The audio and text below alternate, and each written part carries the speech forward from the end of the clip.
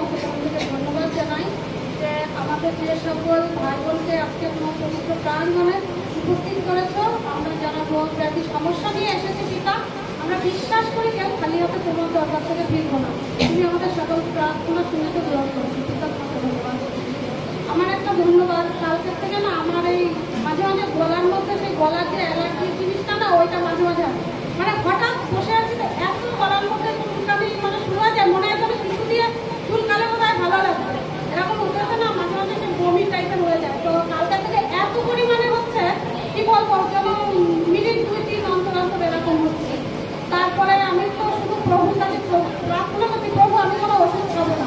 কালকে রবিবার তোমার ডিসেম্বরের স্তুতি আরাধনার জন্য আমাদেরকে তুমি ওষুধের জন্য নিহত করেছো, তুমি আমাদেরকে চালাবে। তো এইভাবে প্রার্থনা করছি। তো আজকে এখানে যে স্তুতি আরাধনা করলাম, তো কি বলবো, একবারও আমার সেই অসুবিধাটা হয়নি। তো ঈশ্বরকে এই জন্য মহানামে ধন্যবাদ জানাই।